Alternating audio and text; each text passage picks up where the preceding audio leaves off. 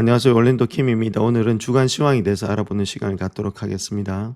한 주 동안 시장 한번 보겠습니다. S&P 500이 1.6% 정도 상승했는데 그 안에서 다우가 2.36%좀 많이 상승했고 나스닥 100이 2.21%, 그다음 미드캡이 3.26%, 소형주하고 마이크로캡이 있죠.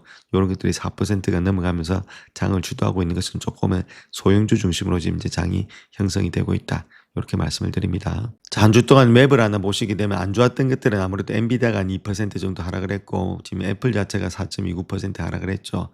그에 반해서 빅7, M7 자체는 그렇게 나쁜 편이 없었고 거의 다가 좋았다. 그래서 M7을 주도하고 있는 지금 모습에 있는 것은 지금 아마존이 한 10% 올라갔고 9.22.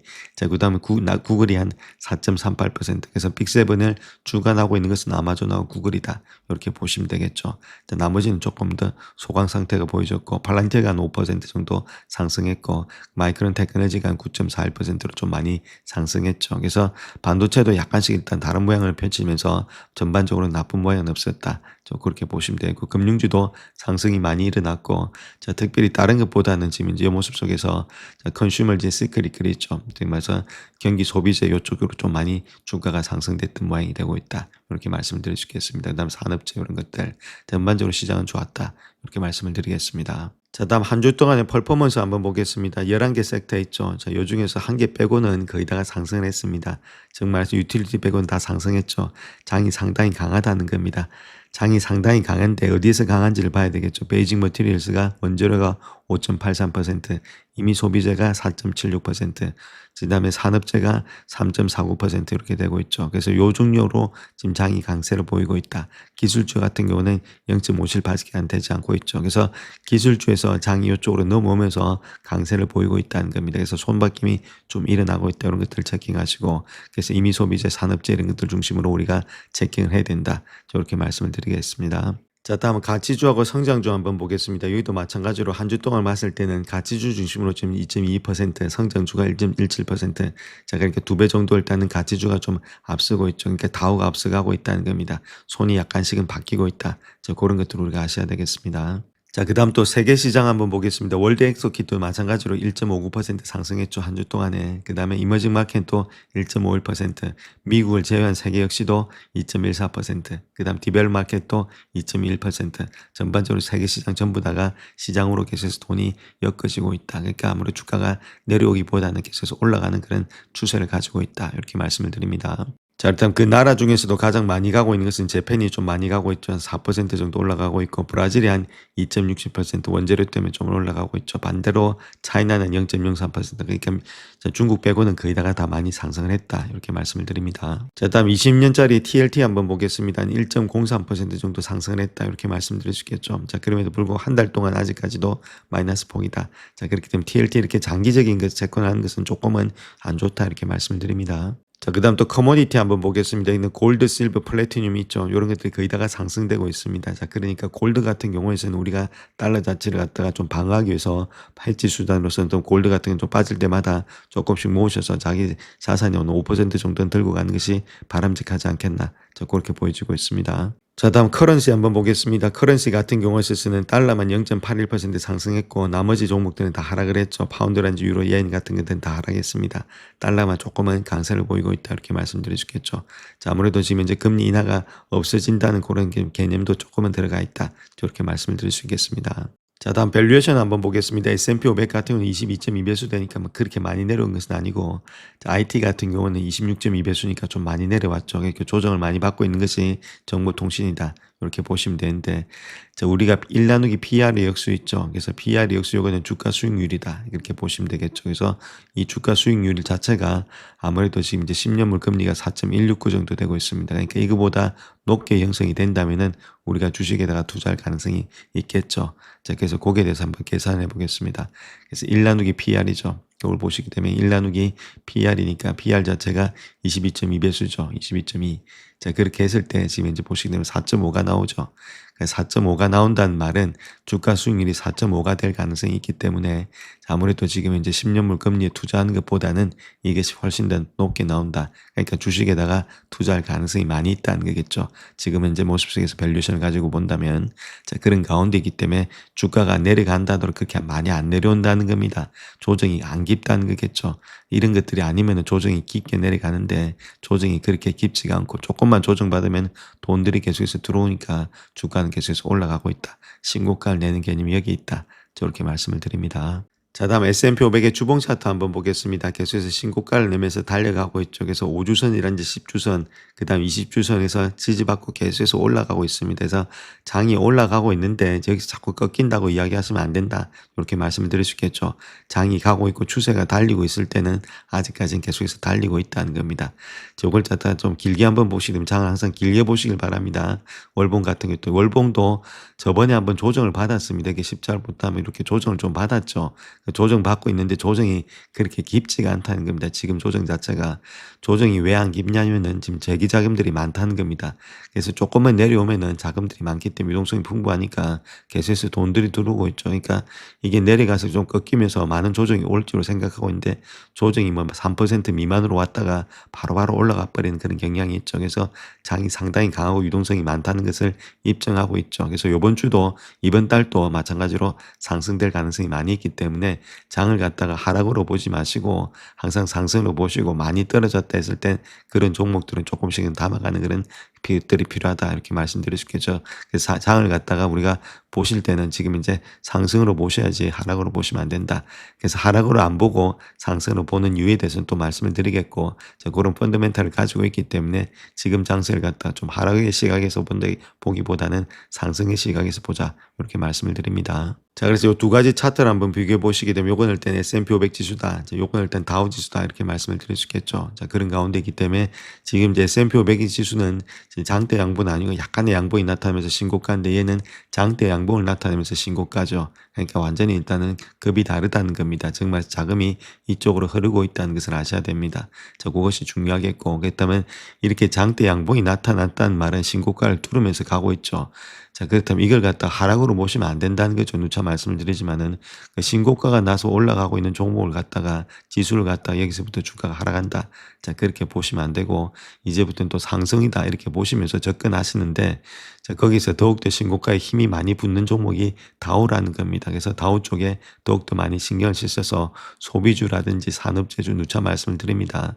이런 종목에다가 집중하셔서 투자하는 것이 바람직하다. 장이 갈 때 신고가를 뚫면서 가고 있는데 그 신고가 중에서도 11개 섹터 중에서도 가장 강한 종목들이 가고 있다는 겁니다. 장을 주도하는 종목들. 자, 그런데 방산 이런 것들이 장을 주도하고 있다는 이야기가 되겠죠. 자, 그런 쪽에 우리가 신경을 주셔서 투자를 하셔야 된다. 이렇게 말씀을 드립니다. 자, 그 다음 또 하나 보겠습니다. 왼쪽에 있는 것은 나스닥이다. 이렇게 보시면 되고 오른쪽에 있는 다우입니다. 나스닥보다도 다우가 훨씬 더 강하죠. 여기도 고점을 돌파하지 못하면서 가고 있죠. 신고가가 안 나오고 있습니다. 자, 얘가 훨씬 더 강하죠. 이렇게 지금 나스닥보다는 얘가 훨씬 더 강하다는 겁니다. 그래서 이쪽에 자금들이 붙고 있다. 이런 것들을 계속해서 스케치를 하시자. 이렇게 말씀드립니다. 자, 다음 요 차트를 하나 보시기에는 요건 러셀이고 요건 다우입니다. 비슷하게 가고 있죠. 신고가를 나타내면서 가고 있으니까. 자, 아무래도 다우가 역시 마찬가지로 많이 올라가고 있고 러셀도 같이 올라가고 있다. 쌍끌이 장세가 되고 있다. 이렇게 말씀드릴 수 있겠죠. 자, 그럼에도 불구하고 얘 같은 경우에 있어서는 이제 돌파하고 올라가고 있는 거고 얘는 이미 돌파하면서 상당히 많은 폭이 올라가고 있다는 겁니다. 얘는 따라오는 입장이고 얘는 이미 일단 가서 길게 들고 가는 입장이죠. 그래서 얘가 지금 장을 주도하고 있다 이렇게 보시면 되겠고 얘는 많이 떨어졌기 때문에 이제 따라오는 그런 입장이 있다. 그래서 우리가 투자할 때는 다우 쪽에 더욱더 많은 포트폴리오를 가지시고 투자를 하셔야 된다. 이렇게 말씀을 드릴 수 있겠습니다. 그것이 정답이다 이렇게 말씀드립니다. 자, 다음 금리 한번 보겠습니다. 금리는 뭐 4% 이하로 내려올 가능성이 좀 없어 보인다 이렇게 말씀드릴 수 있겠고 물론 내려오면 좋겠지만은 자, 그렇다 하더라도 이거 자체가 큰 폭으로 올라간다 이렇게 보지는 않고 있습니다.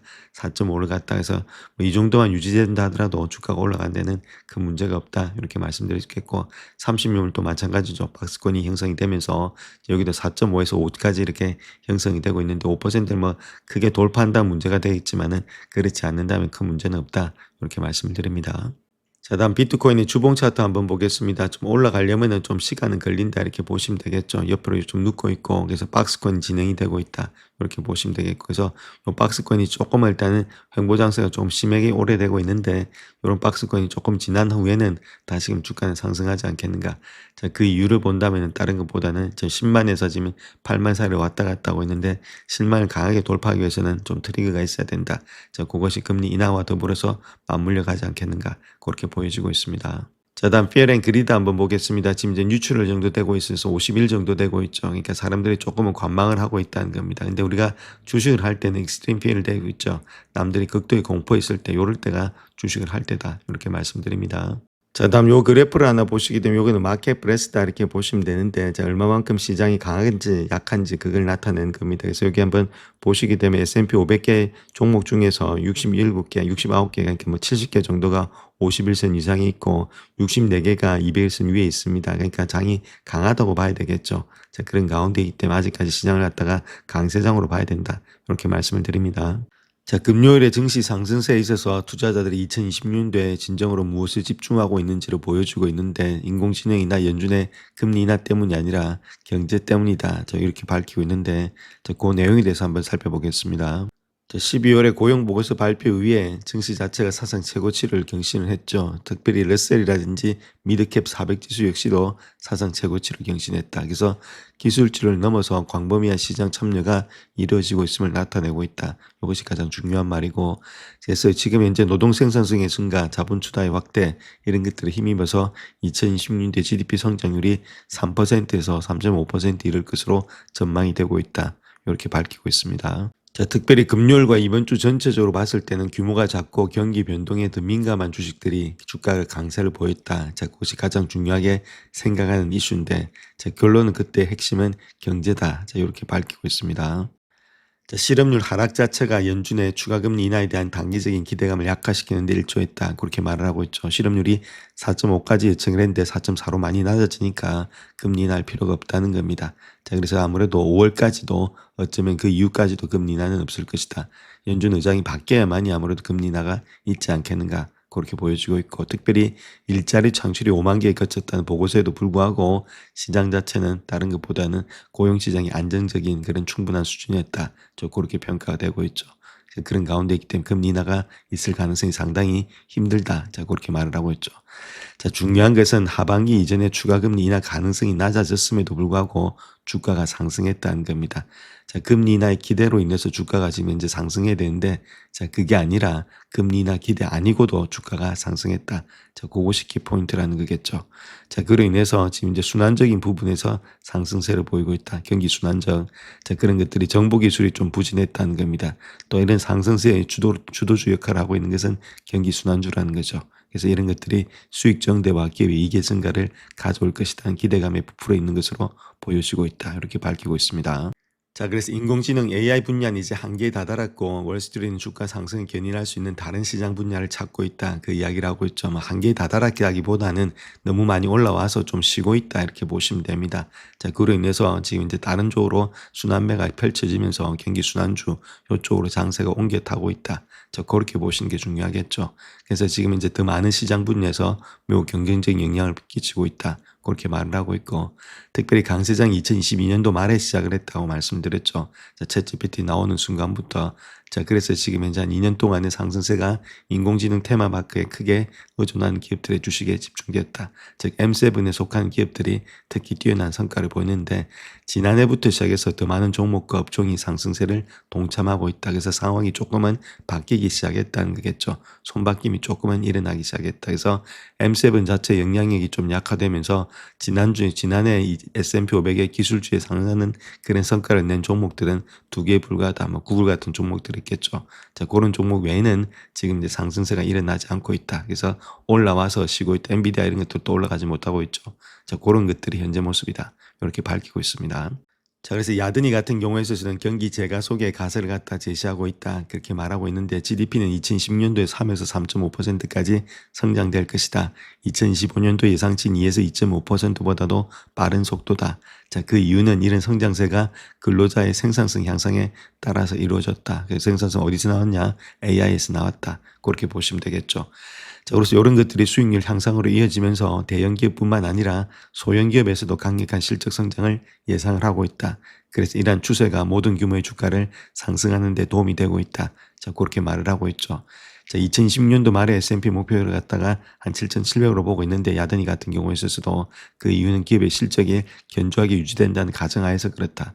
기업의 실적이 없으면 그렇게 못 갔다는 이야기겠죠. 자, 그와 더불어서 심각한 조정이라든지 코렉션이 나올 확률은 20%로 낮다. 이렇게 이야기를 하고 있습니다. 그래서 경기 침체 우려나 실제 경기 침체는 오지 않을 것으로 예측이 되고 있다. 그 이야기를 보여주고 있고, 자, 특별히 미 경제가 2025년도 후반부터 성장세를 보이기 시작했다. 그 이야기를 하고 있죠. 그래서 GDP 나우에 따르면 4분기 성장률은 5.1%로 가속화되고 있다. 자, 이러한 성장되는 이유는 인공지능 기술에 대한 지속적인 투자, 그 다음에 소비, 계속해서 빛을 내서 소비를 하고 있죠. 그래서 지금의 상승세, 즉 말해서 가장 중요한 M7 자체가 좀 꺾이고 다른 종목들이 올라가고 있는 이유가 다른 게 아니라 경제 때문에 그렇게 올라가고 있다. 자, 그 이야기를 하고 있습니다. 자, 그 다음 또 트럼프의 원빅 뷰티풀 빅 액트 있죠. 자, 아름다운 법안, 여기에 따른 감소 효과는 아직까지 나타나지도 않았다는 겁니다. 그래서 성장 속도가 훨씬 더 빨라질 것이다. 이런 것들이 나타나게 되면은, 자, 고래 있는 소비자의 세금 감면뿐만 아니라 기업의 자본 투자 증가에도 영향을 미친다. 자, 그 이유를 보게 되면은 원빅 뷰티풀 액트 안에는 특정 투자에 대한 적극 보너스의 감가상각을 확대하는 조항이 포함되고 있기 때문에 단기적으로는 기업의 세금 부담을 줄여서 자본 프로젝트에 더욱더 적극적으로 투자하도록 장려가 되고 있다. 그러니까 캐펙스 지출을 갖다 도와준다. 그 이야기를 하고 있죠. 자, 물론 중간 선거가 있는 해에는 시장 자체 수익률이 부진할 수가 있다. 그러니까 그런데 트럼프가 승리 가능성을 높이기 위해서 추가 지출을 단행하고 있다. 자, 그렇게 이야기를 하고 있죠. 지금 베네수엘라 이렇게 공격한 것도 그 석유도 있고 그 밑에는 지금 이제 아무 중간선거를 상승시키기 위해서 자, 마가진영의 지금 이제 수익률이 좀 지지율이 좀 올라가고 있죠. 자, 그런 것들이 다 반영이 되고 있다는 겁니다. 즉 자기의 승리를 위해서 지금 전쟁까지 일으키는데 자, 돈을 뿌리지 않겠느냐. 자, 그 이야기를 하고 있죠. 그래서 관세 환급금인 지급이라든지 이런 여러 가지 방안들이 추진될 가능성이 상당히 높다는 겁니다. 자, 그로 인해서 과거의 패턴을 좀 광각하게 만들 수도 있다. 주가는 더 상승할 수도 있다. 그 이야기를 하고 있죠. 자, 물론 골디락스 환경으로 되돌아가면서 강세론자들이 이야기하는 것들이 이런 건데, 자, 그럼에도 불구하고 인플레이션의 압박이 다시금 고개를 들게 되면은 이런 계획에는 좀 차질이 있을 수 있겠지만은, 자, 그런 가능성이 좀 많이 줄어들었다는 거죠. 그래서 여러저히 낙관적인 전망이 유지되고 있고, 시장은 이러한 흐름을 타고 또 다른 한 해의 높은 수익률을 기록할 가능성이 많이 있다. 자, 경제도 좀 좋아지고 있는데, 자, 거기다가 유동성까지 푸니까 더욱더 일단 부스트 효과가 나타나면서, 자, 아무래도 지금 이제 버블을 향해서 많이 달려가는 것이 아니겠는가. 자, 그렇게 보고 있다는 겁니다. 자, 그래서 뱅크 오브 아메리카 자료에 따르면 자기들이 오피셜하게 GDP를 갖다 예측한 것이 한 1.4 정도 되고 있는데 GDP를 트래킹해 보니까 2.1까지 나오고 있다는 거죠. 상당히 좀 좋게 나오고 있다는 겁니다. GDP 자체가. 자, 거기서 PC도 마찬가지로 1.8 정도 예측했는데 2.4 정도 예측이 되고 있고 모든 면에 있어서 조금은 경제 성장률이 좋게 나오고 있다. 저 그렇게 말을 하고 있죠. 자, 요런 데는 아무래도 트레이드 밸런스라든지 무역 수지가 많이 적자가 많이 줄어들었다는 것들, 그다음 오토세일 이런 것들, 자동차 판매가 좀 늘어났다는 것들, 자, 요런 것들이 다 옆에 기인하고 있다. 그렇게 밝히고 있습니다. 자, 그래서 요 그래프를 보시게 되면 무역수지 적자가 많이 줄어들었다는 거죠. 예측치보다도 지금 이제 실제치가 이렇게 마이너스 폭이 많이 줄어들었다. 자, 수출 마이너스 수입인데 그것이 많이 줄어들었다는 겁니다. 자, 그로 인해서 GDP 같은 것도 예측치가 아까 1.4를 이야기했는데 2.1까지 늘어났다 이렇게 말씀을 드렸죠. 자, GDP 공식을 본다면 우리가 소비죠. 소비에다가 지금 투자, 그 다음에 정부 지출에다가 순수출 대준 거죠. 순수출이 많이 지금 현재 모습 속에서 많이 줄어들었으니까 이런 것들이 늘어나고 있다. 이렇게 말씀드렸고 세부적인 사항은 아까 말씀드렸던 거고. 자, 그래서 지금 현재 에스티메이트 된 GDP 역시도 4.3을 예측했는데 4.8까지 늘어나고 있다는 겁니다. 자, 이렇게 일단 좋은 모양이 나타나고 있으니까 경제 상황이 나쁘진 않다. 저 그렇게 이야기를 하고 있습니다. 자, 그렇다면 앞서서는 지금 고용 자체를 보기보다는 실업률 통해서 아무래도 금리를 갖다 인하할 가능성이 없다 그렇게 이야기하고 있는데 요 내용에서는 미국의 고용 시장이 자기 한 해를 보내고 있는데 더 나빠질 수 있는지 자, 거기에 대해서 한번 본다는 거겠죠. 그래서 2025년도에는 구직 활동이 있어서 최악의 시기였다. 자, 그렇다면 이렇게 고용이 계속해서 나빠지게 되면 금리를 인하할 수밖에 없는 그런 입장에 있는 거 아니냐. 자, 고용적인 측면에서 한번 바라보겠습니다. 자, 자, 2025년도 말에 미국의 고용 시장에 대해서는 긍정적으로 말할 수 있는데 그 이유는 아무래도 상황이 더 이상 악화되진 않았다는 점이다. 자, 그렇게 말을 하고 있죠. 그래서 어쩌면은 새해부터는 고용 상황이 또 개선될 수도 있다. 그 이야기를 하고 있고. 자, 가장 중요한 것을 보게 되면은 셧다운 종료 이후에 처음으로 발표된 정상적인 12월 고용 보고서죠. 자, 거기서 일단 경제학자들이 이야기하고 있는 것은 고용 시장은 매우 부진하다. 자, 그렇게 이야기를 하고 있고, 그럼에도 불구하고 고용 증가세가 더 이상 둔화되지 않았다는 점에서는 좀 고무적이다. 자, 그렇게 이야기를 하고 있습니다. 자, 12월에 미국은 고용을 갖다 5만 개 일자리를 창출했는데 보통 보면 2024년도에는 경제가 매달 평균 16만 8천 개로서 새로운 일자리를 창출했죠. 그럼 3배 정도 차이 나면서 그만큼 고용이 많이 줄어들었다. 그 이야기를 하고 있고, 2025년도 한 해만 보더라도 58만 4천 개 일자리를 창출했다. 자, 그래서 2003년도 이후부터 시작해서는 가장 최저치를 기록하고 있다. 자, 거기다가 모든 고용 자체가 의료라든지 서비스업 요 두 분야에만 국한됐다는 겁니다. 다른 분야에서는 거의 고용이 정체되거나 감소됐다는 것들, 거기다가 이제 실효 상태로 지냈다는 이야기가 되겠죠. 특별히 고용 증가세가 급격히 둔화된 것들, 이런 것들이 GDP 기준으로 본다면 평소보다 훨씬 더 빠른 속도로 성장했음에도 불구하고 고용 자체가 많이 둔화됐다는 거겠죠. 자, 그렇다면 이런 것들이 왜 일어나는지, 즉 말해서 GDP 성장은 일어나고 있는데 성장이 일어나면 고용도 증가가 돼야 되는데 고용이 도리어 감소되고 있다는 거겠죠. 자, 그럼 그 이유에 대해서 한번 살펴보겠습니다. 자, 그래서 그 두 가지 원인이 관세로 인한 불확실성, 그 다음 인공지능의 확산 요 두 가지가 되지 않겠는가. 자, 그렇게 볼 수가 있겠죠. 그래서 2020년대 고용은 반등할 수는 있겠지만 큰 폭으로 증가하지는 않을 것이다. 그렇게 말을 하고 있고, 그래서 기업들이 경제 상황이 더 나아질지 여부를 확실히 파악할 때까지는 현상 유지를 할 것이다. 그러니까 관망의 자세로 볼 거다. 고용을 많이 늘리지 않겠다. 그 이야기를 하고 있죠. 자, 물론 12월 고용 보고서는 몇 가지 긍정적인 부분도 있었습니다. 실업률이 4.5에서 4.4까지 하락했다. 7개월 만에 처음으로 하락한 수치다. 근로자 인근 상승률도 빨라졌다는 거겠죠. 그래서 낮은 실업률은 코로나 19 이후부터 시작해서 가장 놀라운 현상 중에 하나가 되고 있는데, 자, 경제에는 구세주 역할을 하고 있죠. 자, 기업들이 많은 신규 일자리를 창출하고 있는 것은 아니지만 그렇다고 많은 일자리를 없애는 것도 아니다. 그래서 지금 no hire, no fire이다. 그렇게 이야기를 하고 있죠. 자, 결론적으로 봤을 때 대부분의 가장들은 사람들은 여전히 일자리를 유지하고 있다. 그래서 소비가 계속해서 되고 있다는 겁니다. 요거 자체가 경제가 지속적으로 성장해 왔고 앞으로도 그럴 가능성이 높은 이유다. 이렇게 보시면 되겠죠. 요것이 없으면은 경기 침체로 가는데 계속해서 어느 정도 일자리가 유지가 되고 있으니까 소비가 일어나고 있다. 그 이야기를 하고 있습니다. 자, 그래서 지금 우리가 봐야 될 것은 노동시장도 중요하겠지만 해고가 급증하는지 아닌지를 봐야 된다는 거겠죠. 만약에 해고가 급증한다면 5년간은 지속된 미국의 경제 확장세는 큰 위기를 맞이한다. 그 이야기를 하고 있죠. 물론 아직까지 그렇게 예상하는 경제학자들은 없습니다. 자, 그럼에도 불구하고 고용이 없는 경기 확장은 영원히 지속될 수가 없기 때문에 고용이 계속 성장이 되고 있는지, 자, 그 다음에 계속해서 파열이 되고 있는지 이 두 가지는 관찰해야 된다. 이렇게 밝히고 있습니다.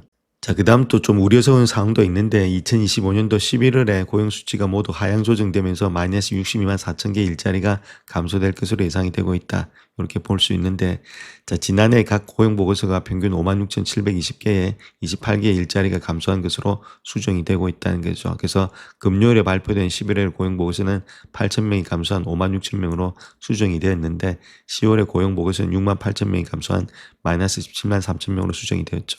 그래서 2020년도 12월 이후에 가장 낮은 월간 수치가 되고 있는데, 이러한 평균 추세가 지속이 된다면 12월에 고용 보고서는 5만 명 증가해서 마이너스 6,700명으로 하향 조정된다. 자, 그렇다면 고용이 급격하게 하락된다면 또 금리 인하 가능성도 있을 수가 있다. 이렇게 말씀드립니다.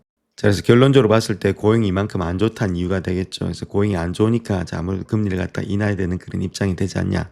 그렇게 볼 수가 있겠죠. 앞서 봤을 땐 지금 5월까지 금리 인하가 없는 게 아니라 속히 일단 금리를 인하해야 될지도 모른다. 자, 그런 것들이 여기서 또 나타날 수가 있다는 겁니다. 자, 다음 주부터 실적 발표가 시작되고 있는데, 튜스데이 있죠. 화요일 날 보시면 델타 하나 보셔야 되겠고, 그 다음에 수요일 날은 좀 많은 것들이 있습니다. 웰스파고, 시리, 뱅크 오브 아메리카, 인포시스 이런 것들 한번 보시고, 그 다음 일단 지금 이제 Thursday 있죠. 목요일은 TSMC 중요하겠고, 모건 스탠리, 그 다음 블랙락 이런 것들이 나옵니다.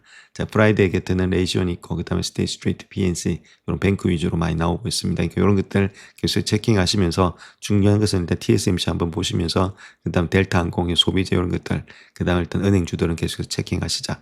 이렇게 말씀을 드립니다. 자, 특별히 4분기 실적 발표를 앞두고 팩셋에 따르면 기업들의 예상치가 8.3% 성장으로서 9월 30일 대비 0.5%가 상승했다는 겁니다.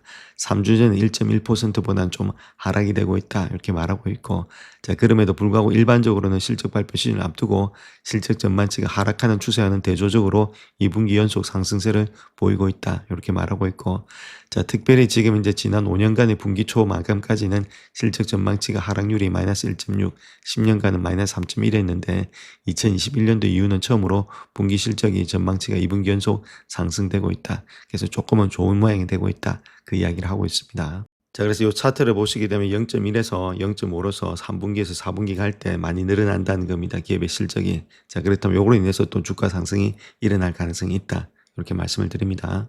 자, 다음 테슬라 한번 보겠습니다. 3주 연속 하락했는데, 자, 그렇다고 해서 주가가 뭐 400불 밑으로 완전 폭락을 한다 그렇게 보지는 않고 있죠. 자, 그런 가운데 있다면 좀 하락되면 또 매수세가 들어오고 있으니까 있는 분들은 관망을 하시고, 자, 없는 분들은 좀 많이 빠질 때는 조금씩 일단 모아가는 그런 전략들이 필요한 것이 테슬라다 이렇게 말씀드립니다. 자, 다음 엔비디아 한번 보겠습니다. 엔비디아는 주봉 차트는 올라가서 옆으로 눕고 있는데, 자, 나쁜 편은 아닌데 일봉으로 보게 되면 조금 일단 모양이 좋지는 않은 모양이 있죠. 지수는 올라가고 있는데, 자, 그럼에도 불구하고 얘는 지금 헤드앤숄더가 좀 나타난 모양이 있습니다. 그러니까 주가 자체가 좀 올라간다기보다는 약간의 하락세가 좀 짙어지고 있죠. 자, 그런 가운데 이때 만약에 내려온다면은 요런 때까지 또 봐야 되지 않겠는가. 170불 라인대. 그래서 170불 밑에 들어가면 우리가 매수의 관점인데, 요런 데서 또 매수하기는 좀 힘드니까 요런 것들 또 관망의 자세가 필요할 때다. 이렇게 말씀을 드립니다. 자, 반면에 구글 같은 경우에는 훨씬 더 잘 나가고 있죠. 구글은 계속해서 신고가를 경신하면서 올라가고 있는 모양이 있다. 계속해서 우리가 들고 가야 될 종목이다. 이렇게 말씀드릴 수 있고, 빠질 때마다 잡으셔서 들고 가는 그런 전략들이 필요한 것이 구글이다. 이렇게 말씀드립니다. 자, 마소도 일단 지금 이제 여기서 어느 정도 반등은 일어나야 됩니다. 이제 일봉 차트에서. 그래서 요 밑에 정말에서 460불대를 깨면은 조금 힘든 모양인데, 옆으로 이렇게 일단 지금 이제 관망의 자세로서 옆으로 좀 누울 때 있죠. 그렇게 하면 시간 조정은 좀 걸리지 않겠는가. 그렇다고 해서 이게 직전 저점을 깨고 완전히 일단 폭락을 한다 그렇게 보지는 않습니다. 자, 그런 가운데 있고 조금은 시간은 걸릴 것으로 보여지고 있고, 자, 이것도 마찬가지로 주봉에서 본다 하더라도 아직까지 이런 모양이 되고 있으니까 요 고점 라인대를 갖다가 완전히 또 뚫어버리지 않는 한은 주가는 또 반등될 수 있으니까 조금은 시간을 보면서 보자. 전반적으로 지금 빅테크들이 그렇게 좋은 모양은 아니다 이렇게 말씀을 드립니다. 아마존의 주봉 차트 한번 보겠습니다. 아마존도 상당히 좋게 모양이 되고 있죠. 그러니까 아마존하고 지금 구글만 좋고 나머지는 그렇게 좋은 모양은 아니죠. 그래서 전반적으로 이것도 지금 저점을 갖다가 계속 높이면서 올라가는 모양이 있습니다. 주가 자체가 상당히 올라갈 가능성이 많겠고, 그다음 중요한 거는 고점을 돌파하면서 올라가는지 260불대가 강하게 돌파되는지 우리가 체킹을 하자. 이렇게 말씀을 드립니다. 자, 다음 애플의 주봉 차트 한번 보겠습니다. 애플은 좀 꺾였죠. 이때까지 올라갔던 폭이 좀 꺾여 있는 모양이 있습니다. 그래서 애플이 그렇게 좋은 모양은 아니다 이렇게 말씀드립니다. 주봉에서 좀 많이 꺾였기 때문에. 자, 그 다음에 일단 요 라인대 있죠. 요 라인대가 지켜내는지가 관건이다 이렇게 말씀드릴 수 있겠습니다. 그래서 직전 저점에 또 때 250불대라든지 요 라인대만 지켜내면은 다시금 반등이 될 수 있는데, 저 그거까지 깨면은 좀 주가는 좀 하락세가 조금 더 깊어질 수가 있다. 이렇게 말씀을 드릴 수 있겠죠. 그래서 요 라인대가 지켜내는지, 자, 그걸 지켜내지 못하면 그 밑에 라인대 244불대가 아무래도 지지 라인대가 된다. 그래서 추세가 좀 꺾였기 때문에 주가 자체가 올라가려면 시간이 좀 많이 걸립니다. 이렇게 헤드앤숄더로 좀 꺾였죠. 자, 그렇기 때문에 주가가 올라가려면은 시간이 조금은 걸릴 것으로 보여진다. 이렇게 말씀드립니다. 자, 다음 메타 한번 보겠습니다. 메타 역시도 좀 옆으로 눕고 있는데, 자, 헤드앤숄더가 나타나고 있죠. 그렇다 해서 뭐 주가가 급격하게 떨어진다. 자, 그렇게 보지는 않고 있습니다. 옆으로 조금 누우면서 시간 조정과 기간 조정이 조금 필요하지 않겠는가. 그래서 일봉상에서 보면은 이렇게 해서 또 쌍바닥으로 올라갈 수도 있기 때문에 조금은 기간 조정이 필요하다. 근데 중요한 거는 직전 요 갭을 뚫었던 것도 있죠. 그래서 683불대를 강하게 돌파하는지는 우리가 지켜봐야 될 때다. 그것이 요번에 실적 발표 때 좀 나타나지 않겠는가. 그런 것들이 보여지고 있습니다. 자, 마지막으로 브로드컴 한번 보겠습니다. 이제 일봉 차트에서 어느 정도 일단 지지는 되고 있죠. 직전 저점을 깨지 않고 올라가는 모양이 있다. 그래서 지금 모든 것들이 빅테크들이 좀 내려가서 좀 조정 중에 있는 거지, 이거 자체가 여기서부터 내려간다 이건 아닙니다. 자, 그 다음에 일단 기술주 말고 다른 종목들이 많이 올라갔을 때 쟤들이 조정받고 또 다시 갈 수 있기 때문에 우리가 많이 조정이 좀 깊이 이렇게 빠진다. 자, 그런 것들 한해서는 조금씩 담으셔서 길게 보시면서 들고 가는 전략들이 필요하다 이렇게 말씀드립니다. 영상을 끝까지 시청해 주셔서 감사합니다. 영상이 도움이 되셨다면 구독과 좋아요 부탁드립니다. 감사합니다.